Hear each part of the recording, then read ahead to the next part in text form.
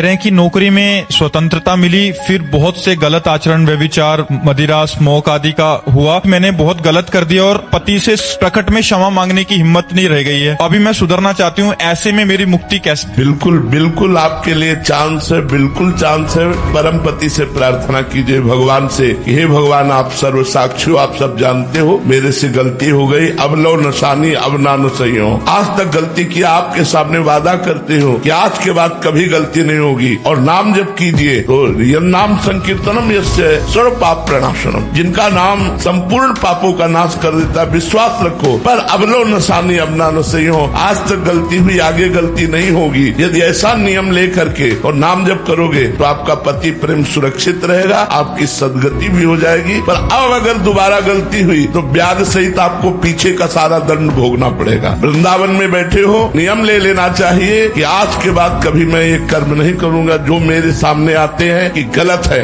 वो मैं कभी नहीं करूंगा। जो हृदय से आता है गलत है, जो धर्म की बातें सुनने में लगता है गलत है, वो मैं कभी नहीं करूंगी जो अभी तक हो गया। तो भगवान बड़े कृपालु हैं, वो कहते हैं अहम त्वाम सर्व पापेभ्यो मोक्षयिष्यामि मा शुचा, मैं तुम्हें समस्त पापों से मुक्त करके परम पवित्र कर दूंगा। नाम जप करो और नियम ले लो कि दोबारा गलती नहीं होनी चाहिए।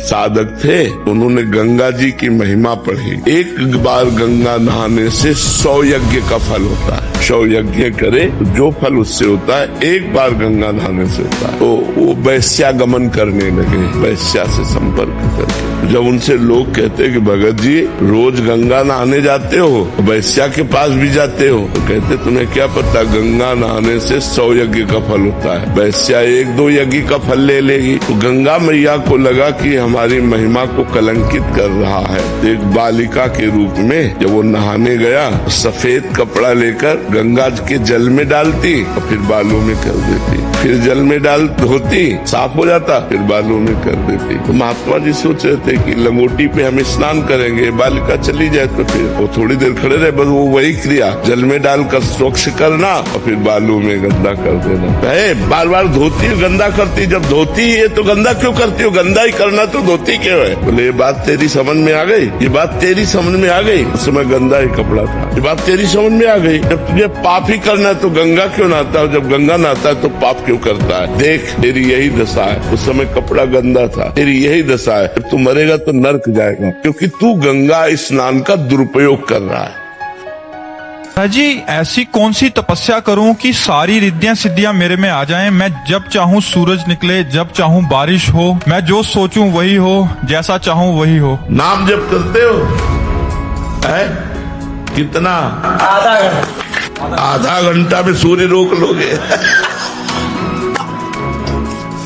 यार चलो हंसा तो दिया तुमने सबको कम से कम। कोई तो मंत्र बता दो मेरे।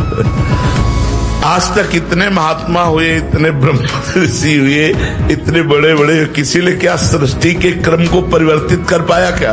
एक आदि सिद्धि का ही मंत्र बता दो। नहीं, सब सिद्धियां आ जाएंगी, लेकिन ये सिद्धि कि सूर्य को मतलब जब चाहे उदय करें, जब चाहे, ये तो केवल भगवान में, दूसरे में नहीं, ये केवल भगवान में।